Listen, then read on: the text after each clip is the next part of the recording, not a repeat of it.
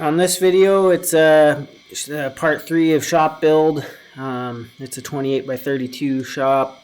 I did get a little bit of help on this one from my buddy Cordell. I think he came out on Saturday and helped me with some sheeting. So I can't really call it solo on this one, but pretty much. And then I ended up having to buy plywood, which I think I spent about $1,500 on it. I ended up using 3/4 inch CDX plywood. There's a mill kind of nearby my place here where I get a good deal on it, so I bought 2 units of that. Other than that, I milled all the posts and the girders and the supports, like the collar ties, but I did buy the rafters. It just seemed more cost effective than trying to source those 16-footers from my property. Again, there's grade 2 and I got a good deal on those as well. So I think altogether in lumber I spent about, I don't know, $2,500 to $2,800 or so.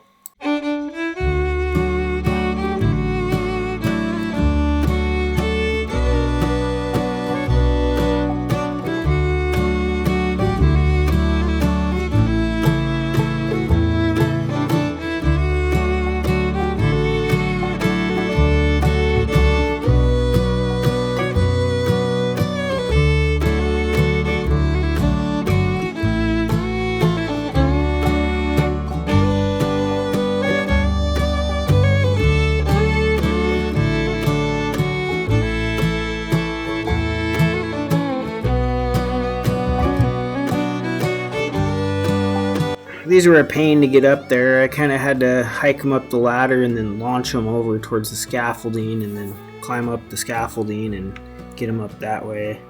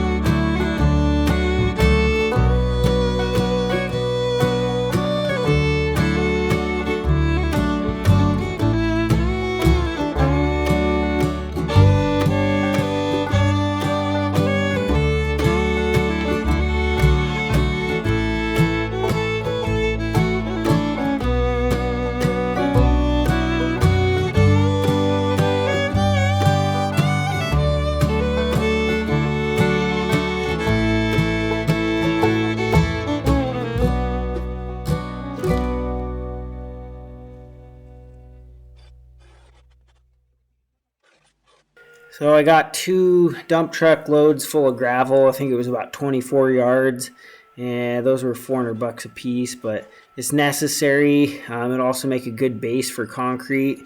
I didn't get around to concrete this season, but definitely in the summer I will. I'm also going to do 2 lean-tos off of either side of this shop, so there'll be 2 16-foot lean-tos off of either side, making the total footprint like 64 by 32.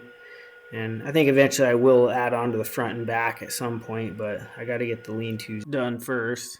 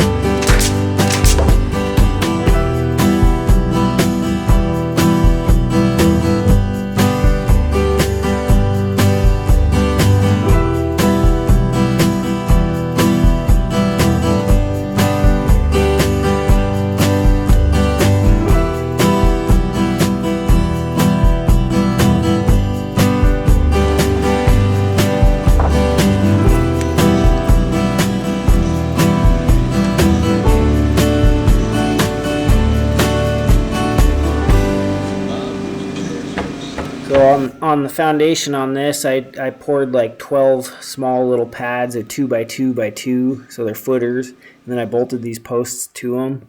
And the only way I could get away with doing that is by sheeting the whole thing with plywood.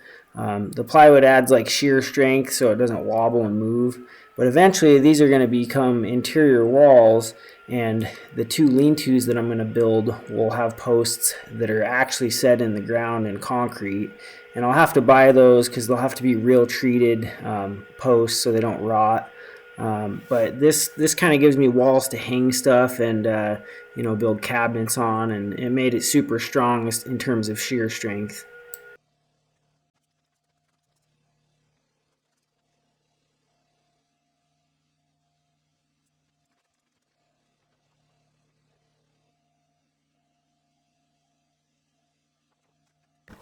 Well, I'm back out here on the shop build.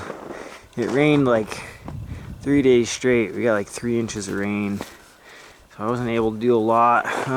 But while it was raining, I got this soffit built and I got these bird blocks in. But it was just pouring and then it freaking turned to snow. We got 3-4 inches of snow yesterday and it melted a little bit. So I gotta get this thing closed up before a real hard winter hits. It's November 4th, 5th, something like that, election day. Cool, gonna get started. I got some 2x6s for this here because these are like 12/8, so a 12 footer wouldn't work. So I had to get 14 footers. So I'm gonna cut those, get those in, and then get up there and try to get the other side done, bird blocking. And then I'm ready to sheet it.